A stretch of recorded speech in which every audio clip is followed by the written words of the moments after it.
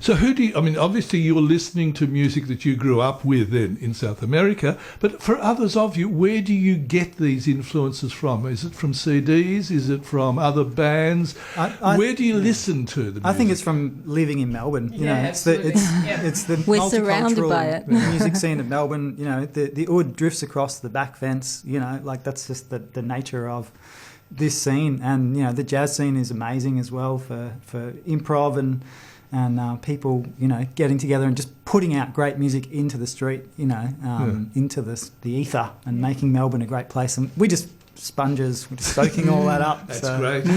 Yes, we studied. I studied a little in India and Turkey when I was there, but also when I was studying jazz, I had the amazing influences of people like Adrian Sheriff and teaching Kanakol, and it was a major part of our jazz learning Indian rhythms and as a way of jazz expression. And in many ways it becomes a conscious thing now to talk about a conscious vision of Australian music as being multicultural and multi-influential, rather than just saying there are these separate communities. Now it is starting to be, let's learn from each other. Yes. Yeah. Definitely. It's definitely global. Globalism is for our music. How do you work? So, Kirsty, are you the main writer within this group? Yeah, I write these compositions. Do you bring these ready formed and then the group just plays your compositions? So how does the group work as a whole with what you bring to it? Yeah, that's a good question. It sort of varies a bit. Belinda and Jar love me to write it up all nicely. Not that they can't improvise or write it themselves, but they like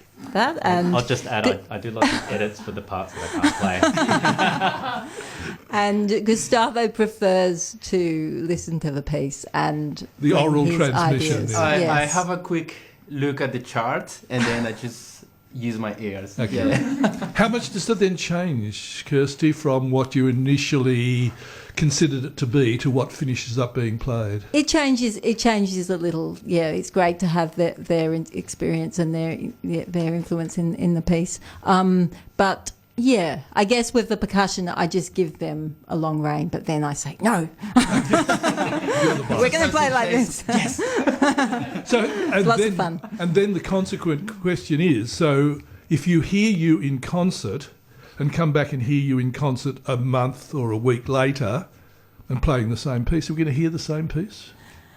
Pretty much, yeah. Most of the changes will just be improvements, except for there is an improvisation element to all of the pieces. So they're of course, that is always fresh.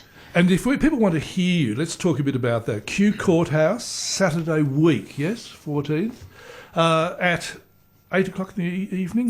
What's happening there?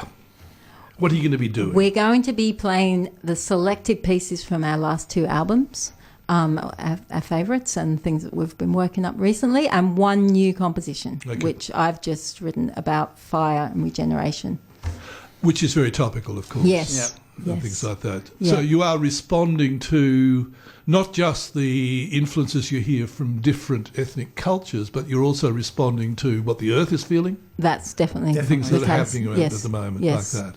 Yes. And what do you hope from an audience? Do you want an audience quietly listening, contemplating?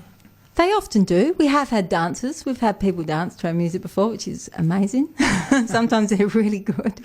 Often they listen, and then at the end we get many stories about the images that were going through their heads while they were listening. Yeah. And that's fascinating.